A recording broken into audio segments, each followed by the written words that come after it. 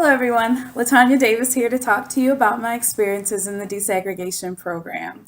I just returned from Florida. I went to go visit my sister, and going there got me really excited about moving there soon and my big transition. This journey I'm on is allowing me to do things I've never had an opportunity to do before. For example, travel. I'm going to be doing a lot in the next 3 weeks. I'm headed to Seattle next week, and then I'm headed to LA to visit my cousin. I've never been to California before, so I'm really excited about that. It's just giving me the opportunity to go to places I've never been. Usually at this time, I'd be focusing on the next school year and getting prepared for that. And now I don't have to do that. So the reason I'm going to Seattle is to visit a former social studies teacher I had in middle school. His name's Tom Burford. And he was one of those teachers, one of the first teachers to show me as a desegregation student that I was a promising student. He showed me that, um, you know, he showed me my importance because as a desegregation student, you kind of feel out there and you want to get in and fit in some way. And he was one of those that helped with that transition of that. And he was one of those that made me want to work harder. And by showing his passion for teaching, it made me want to work harder as a student. And one day I wrote a book report on Nat Turner, and I told him about it. I didn't write it for a class lesson. I just did it. I was just one of those students, and I told him about it. And he stopped what he was doing, stopped his lesson, and said, "You know what? I want you to read it. I want you to read it to class and to the class." And I was like, "Wow." He already had a lesson plan for the day, but he put it on hold for me, and that made me feel so special as a student.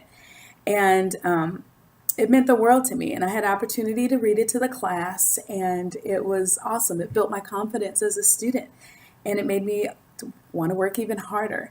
I couldn't believe a teacher would do something like that for me, and it's a prime example of how I based my teaching on. And it was important to me to show my students how important they were and how special they were. And as a result, my students worked harder for me. Um, and they were excited to see me and excited to go to my class, which made me excited and look forward to that. So when Mr. Burford came in town about 2 years ago, we met up on Facebook and connected that way. And we met up for lunch when he was in St. Louis. And I was telling him how I felt like I was so much more than what I was doing as a teacher. I love teaching. However, I felt that there was so much more that I could be doing in my life. And he knew my story and my situation. And he was just saying, right now we need a good story. We need a good feel good story, especially good story about, an African American person in this day and age. And he was like, you need to write a book. You really need to write a book about your life. People need to hear your story. And, I thought about it in the past, thought about writing it because I knew I had an interesting story to tell. And seeing his enthusiasm about, when he was telling me that I should write a book kind of motivated me and got me excited and wanted me, it made me want to do it. And, he told me, he's like, just write bullet points, just write bullet points and see what you think about it. And I was like, okay, I'll take you up on that. And one day I just sat down and grabbed a notebook and just started writing bullet points about the things that were going through in my life, that I went through in my life, the different phases of my life. And I couldn't stop. I kept going. I was writing bullet point, page after page, and I knew there was something there. I couldn't stop.